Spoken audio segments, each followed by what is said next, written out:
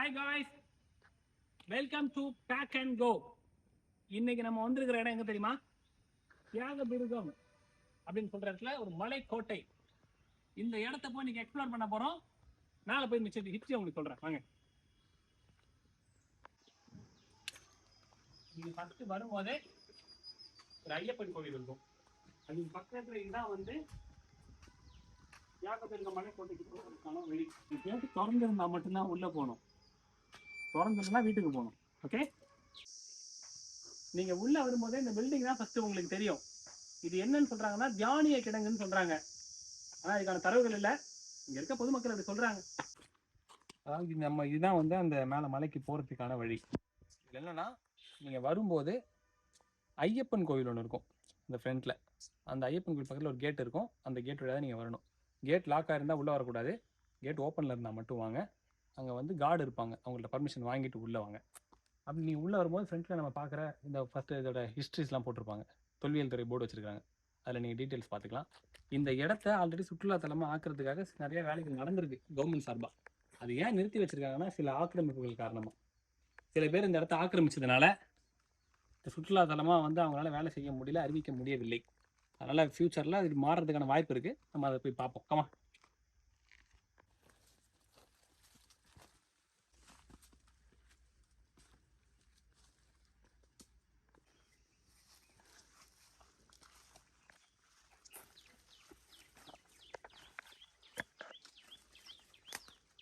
நீங்கள் மேலே ஏறி கரெக்டாக ஒரு 30 ஸ்டெப்ஸ் மேலே வந்தீங்கன்னா இந்த பீரிங்கை பார்க்கலாம். இது எந்த காலகட்டத்தில் பயன்படுத்தப்பட்டதுன்னா 1600லேருந்து 1800 காலகட்டத்தில் பிரெஞ்சுக்காரர்களுக்கும் இங்கிலாந்து அண்ட் மைசூர் மகாராஜாக்களுக்கும் நடந்த வாரில் யூஸ் பண்ணப்பட்ட பீரிங். நீங்கள் ஏறும்போது கொஞ்சம் தூரத்தோட படி ஸ்டாப் ஆகிடும். இதுக்கப்புறம் நீங்கள் பாறைகளில் தான் ஏறி வர மாதிரி இருக்கும். அதனால் பார்த்து வாங்க. ஒரு வழியாக மலைக்கு மேலே வந்துட்டோம். இங்கே என்னன்னா, இது வரைக்குமே சூரியனையே பார்க்காத ஒரு கிணறு அப்படின்னு சொல்கிறாங்க. இந்த கிணறு சூரியனை பார்த்தது இல்லையே தவிர சூரிய ஒளியை பார்த்துருக்கு. சூரிய ஒளி இதில் படும், ஆனால் சூரியன் டேரெக்டாக அந்த கிணத்துல படாது. அதான் இங்கே ஒரு கிணறு இருக்குது. இது வந்து இதுக்கான எந்த ஒரு தரவுகளுமே இல்லை, தொல்லியல் துறையோட தரவுகள் இல்லை. ஆனால் இங்கே இருக்க ஊர் மக்களால் பேசப்படக்கூடிய ஒரு விஷயம் இது, சூரியனை பார்க்காத கிணறுன்னு. 20 நிமிஷம் ட்ரெக்கிங் பண்ணி மேலே வந்ததுக்கே நம்மளால முடியல. இவ்வளோ பெரிய கல்லை வச்சு இந்த மலைக்கு மேலே கொண்டுட்டு வந்து ஒரு கோட்டையை கட்டியிருக்காங்கன்னா அவங்களுடைய திறமையை நம்ம கண்டு வியக்க தானே வேணும். கண்டிப்பாக வைக்கணும் தம்பி. இதுதான் இதோட என்ட்ரன்ஸ். இந்த படி அன்றைய கால அரசர்களால் போடப்பட்ட படி, ஸ்டெப்ஸ். அட ஏறி வந்தா தான் இருக்கும். ஒரு வழியாக வந்தாச்சா? ஒரு வழியாக நம்ம இந்த ஹில்லோட டாப்புக்கு வந்துட்டோம். இங்கே வந்தோடனே நாங்கள் ஃபஸ்ட்டு பார்த்த விஷயம் இதுதான். இது என்ன தெரியுமா? ராஜாக்கள் வந்து குதிரையை கட்டி வச்சிருக்கிற இடம். மேலே ஏறி வந்து குதிரையை கட்டிட்டு இங்கே இருக்குல்ல, இதான் மேலே இருக்கிற தாமரை குளம். இதில் தான் குளிச்சிருக்கிறாங்க. எப்படிலாம் வாழ்ந்துருக்காங்க பாரியா. சரி, ஒரு வழியா தியாகதுருகம் மலைக்கோட்டையோட ஹில் டாப் வியூ பாயிண்ட்டுக்கு வந்தாச்சு. இந்த கோட்டையை எங்க பார்க்கலாம் அப்படின்னா, உளுந்தூர்பேட்டையில இருந்து கள்ளக்குறிச்சி போறதுக்கான வழி. அதாவது உளுந்தூர்பேட்டையில இருந்து 25 கிலோமீட்டர், கள்ளக்குறிச்சில இருந்து 16 கிலோமீட்டருக்கு இடைப்பட்ட கேப்ல இருக்கிற ஒரு ஹில். இதை கண்டிப்பா இங்க இருந்து நீங்க விழுப்புரத்துல இருந்து சேலம் போறவங்களா இருந்தாலும் சரி, உளுந்தூர்பேட்டையில இருந்து சேலம் போறவங்களா இருந்தாலும் இந்த மலையை பார்த்துருக்கலாம். இந்த மலையை நாங்களே மலையா தான் பார்த்துட்டு இருக்கோம். ஆனா இதுக்கு முன்னாடி ஒரு இவ்வளவு பெரிய வரலாறு இருக்கிறத நாங்க இங்க வந்து தான் தெரிஞ்சுக்கிட்டோம். இந்த கோட்டைக்குன்னு ஒரு அழகான வரலாறு இருக்குங்க. இந்த கோட்டைக்காக பல யுத்தங்கள் நடந்திருக்கு இந்த இடத்துல. அதுக்கான சுவடுகளை நம்ம இங்க பார்க்க முடியுது. 1600 காலகட்டத்துல இந்த கோட்டையை வந்து விஜயநகர பேரரசு மன்னர்களால கட்டப்பட்டது, நாயக்க மன்னர்களால கட்டப்பட்ட கோட்டை இது. அதுக்கப்புறம் இந்த கோட்டையை வந்து பிரெஞ்சுக்காரங்க வந்து கைப்பற்றிடுறாங்க. கைப்பற்றினதுக்கு அப்புறம் கிபி 1756வது வருஷம் ஹைதர் அலி மைசூர் மன்னர் என்ன பண்றாரு, இந்த கோட்டையை டேக் ஓவர் பண்றாரு. அதுக்கப்புறம் அவர்கிட்ட இருந்து சரியா 4 வருடத்துல 1761வது வருஷம் மறுபடியும் இங்கிலாந்துக்காரங்க கைப்பற்றிடுறாங்க.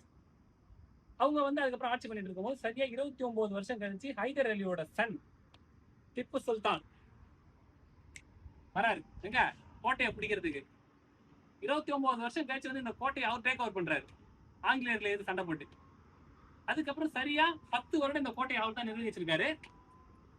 அதுக்கப்புறம் மறுபடியும் ஆங்கிலேயர்கள் என்ன பண்ணிட்டாங்க, அவுட்ல இருந்து டேக் ஓவர் பண்ணிட்டாங்க 1801வது காலகட்டத்தில். அதுக்கப்புறம் இந்த கோட்டை இருந்தா தானே எங்கள்கிட்ட பிரச்சனை பண்றீங்க அப்படின்ற இந்த கோட்டையை என்ன பண்ணிட்டாங்க, ஆங்கிலேயர்கள் டோட்டலா தகர்த்துட்டாங்க. அதோட இந்த கோட்டையோட வரலாறு முடிக்கப்படுது. ஆனா இந்த கோட்டையை வந்து தமிழ்நாடு கவர்மெண்ட் இதை ஒரு சுற்றுலா தலமா அறிவிச்சா ரொம்ப நல்லா இருக்கும். பல வரலாறு இந்த இடத்துல இருக்கு, அதுக்கு நிறைய சுவடுகளும் இருக்கு. டாடா பாய். சரியா இங்க இருந்து 120 கிலோமீட்டர்ல இருக்கு ஏற்காடு மலை. 24 மணி நேரமும் கூலிங்கா இருக்கும் அந்த ஹில்ஸ். அப்படியாப்பட்ட ஹில்ஸுக்காக சண்டை போட்டிருந்தா கூட நம்ம கொஞ்சம் மனசை தேத்திட்டு போகலாம். இவ்வளவு பெரிய மலைக்கு சண்டை போடுறாங்கன்னு. இந்த மலையை கொஞ்சம் பாருங்க. இந்த மலைக்காக சும்மா 300 வருஷம் 3 கோஷ்டி இவ்வளவு சண்டை நடந்திருக்கு. பிரெஞ்சு, இங்கிலாந்து, நம்ம விஜயநகர பேரரசு மன்னர்கள் அவங்களுக்கும், அடுத்து திப்பு சுல்தானுக்கும். வேலையாங்க இதெல்லாம். வந்தோமா, சாப்பிட்டோமா, தூங்கினோமா. ஏன்னா இங்க நின்று பார்த்தா தான் எதிரிகளை கண்காணிக்க முடியுமா. எதுக்கு உனக்கு எதிரி? நாட்டில் எதிரி இருந்துகிட்டே தான் இருக்கணுமா உங்களுக்கு? எதுக்கே சண்டை போடுறீங்க? தப்பு வேணே, அதெல்லாம் அப்படி பண்ணாதீங்க. 1600கள்ல இருந்து 1800 வரைக்குமே பல ஆட்சியாளர்களுடைய கட்டுப்பாட்டில் இருந்த இந்த கோட்டை எதுக்கு முக்கியத்துவம் வாய்ந்ததா இருந்திருக்குன்னா, ராணுவத்துக்கு முக்கியத்துவம் வாய்ந்த இடமா இருந்திருக்கு. அதுக்கு என்ன மெயின்னா, இந்த இடத்துல இருந்து எதிரிகளை கண்காணிக்க முடியும் அப்படின்னு சொல்றாங்க. அதுக்கு ஒரு முக்கியமான தரவு இருக்கு. இங்க வாங்க. இது ஒரு கோட்டை சுவர். இந்த சுவர்ல இருந்து நீங்க பாத்தீங்க அப்படின்னா கீழே இருக்க ரோட்டை பர்ஃபெக்டா பார்க்க முடியும் உங்களால. எதிரிகளை கண்காணிக்கிறதுக்காக சிறப்பா வந்து ஒரு கட்டமைப்பு இங்க பண்ணியிருக்கிறாங்க. ஆச்சரியம்டா அண்ணா இதெல்லாம். இது கோட்டையோட இன்னொரு பக்க சுவர். இதுல ஒன் சைட்ல இருந்து பாத்தீங்கன்னா 2 வியூ பார்க்க முடியும், 2 இடத்த. வாவ். இது வந்து ராஜாக்கள் வாழ்ந்த அறை அப்படின்னு சொல்றாங்க. இதெல்லாம் வாழ்ந்திருக்கலாம் அப்படின்னு சொல்றாங்க. இதுக்கான தரவுகள் இல்ல, மேபி இதுவா கூட இருக்கலாம். இல்லைன்னா ஒரு இன்ட்ரெஸ்டிங் ஃபேக்ட்னா, ஜிக்ஸாக் மெத்தட் போட்டிருக்காங்க பாருங்க. கல்லுகளை செதுக்கி ஜிக்ஸாக் மெத்தட்ல அதை கட்டியிருக்காங்க. ஆச்சரியம்டா.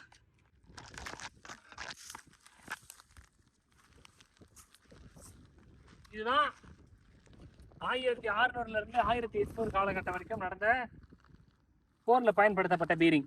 மேல ஒண்ணு இருக்கு, அதுக்கான நம்பர் போட்டிருக்காங்க பாருங்க. இதுல அதுக்கான நம்பர் உள்ள மருந்தை போட்டு திரிய வச்சு கொளுத்துறதுக்கான இடம் இது. அருமையா இருக்குங்க. இது வந்து அப்ப வந்து பயன்படுத்தப்பட்ட முத்திரை. இந்த இடத்த கைப்பற்றிட்டாங்கன்னா 3 எல்லையை வந்து கட்டுப்பாட்டில் வச்சிருக்கோன்றதை வந்து தெரியப்படுத்துறதுக்கான முத்திரை அப்படின்னு சொல்றாங்க. அது நமக்கு என்னன்னு தெரியல. இதான் வந்து குதிரைகளை கட்டுற இடம். அது எப்படி பண்ணிருக்காங்கன்னா, பாறையோட இடுக்குல பாறைகளை அடுக்கி அதுக்கு மேல ஒரு ரூஃப் மெத்தட், ஒரு கட்டுமானத்தை பயன்படுத்திருக்காங்க. அருமையா இருக்கியா. இந்த கோட்டையோட படியை பாருங்களேன். அந்த படியை அவ்வளவு அழகா போட்டிருக்காங்க. அப்ப இந்த கோட்டை எப்படி இருந்திருக்கும்? 1800க்கு அப்புறம் திப்பு சுல்தான் வந்து இந்த கோட்டையை ஆங்கிலேயர்கள் கைப்பற்றாங்க. அவங்க கைப்பற்றினதுக்கு அப்புறம் இந்த கோட்டையை டோட்டலா டெமாலிஷ் பண்ணிட்டாங்க. இந்த கோட்டை இருக்கிறதுனால தானே எங்கள்கிட்ட பிரச்சனை பண்றீங்க, கோட்டை வச்சு தரமாட்டேன் ஆகிட்டாங்க. ஒருவேளை அவங்கள்ட்ட போகும்போது திப்பு சுல்தான் இந்த கோட்டை இருந்துச்சுன்னா இன்னைக்கு நம்ம வந்து பார்த்துட்டு போகக்கூடிய ஒரு பிரம்மாண்ட கோட்டையா அது இருந்திருக்கும். வரலாற்றை வந்து டோட்டலா ஆங்கிலேயர்களால் அழிக்கப்பட்டுருச்சு. So sir. பாறைகளால் செதுக்கப்பட்ட படி ஸ்டெப்ஸ் நல்லா இருக்குல்ல, அருமையா. எதனால வந்து இந்த இடத்துல இந்த கோட்டைக்காக இவ்வளவு பெரிய யுத்தங்கள் நடந்திருக்குன்னு இப்பதான் தெரிய வருது. அங்க பாருங்களேன். இங்க சுத்தி பார்த்தா இந்த வியூ பாயிண்ட் 360 டிகிரில எதிரிகளை கண்காணிக்க முடியும். அந்த மாதிரி ஒரு வகையில் இருக்கு இந்த இடம். National highway, Chennai national highway, Thiyagadurgam city, இந்த இடைப்பட்ட கேப்ல இருக்கக்கூடிய மலைக்கோட்டை. அழகான ஒரு இடம், அழகான ஒரு வரலாறு. இங்க இருந்த மிகப்பெரிய ஒரு கோட்டை ஆங்கிலேயர்களுடைய காலத்துல தரமட்டமாக்கப்பட்ட அதனுடைய சுவடு இதுதான். இன்னைக்கு இப்படி கிடக்கு. இந்த கோட்டையோட ட்ரெஷரி அது உள்ள இருக்குது. அதுக்கு போறதுக்கான வழிதான் இது. இது உள்ள இப்படிதான் பூந்து வரணும். அது எப்படி சொல்றதுன்னா சுரங்க பாதைன்னு சொல்லுவாங்கல்ல, அந்த மாதிரி. எதிரிகள் வருகிறார்கள், ஃபயர் அப்படின்ற சத்தம் அன்னைக்கு கேட்டிருக்கோம். ஆனா இன்னைக்கு அது இல்லை. காய்ஸ் ஒரு வழியா அந்த மலையை போய் எக்ஸ்ப்ளோர் பண்ணிட்டு வந்தாச்சு. டோட்டலா இந்த பக்கம் போக்குள்ள இந்த மலையை பார்த்தீங்கன்னா மேலே போய் பார்த்துட்டு வாங்க. போகிறதுக்கு 1/2 மணி நேரம் மேலே ட்ரெக்கிங் பண்ணி போனோம். இறங்குறதுக்கு ஒரு 20 மினிட்ஸில் வந்துடலாம்.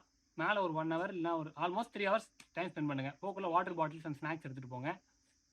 நீங்கள் இந்த இடத்துக்காக மெயினாக பிளான் பண்ணி வர தேவையில்ல. இந்த பக்கத்து கிராஸ் ஆனீங்கன்னா ஒரு உங்களுக்கு டைம் இருந்தால் மார்னிங் இல்லைனா ஈவினிங்கில் வந்து இந்த இடத்த பார்த்துட்டு போங்க. மதிய நேரத்தில் வராதிங்க, ரொம்ப வெயிலாக இருக்குது.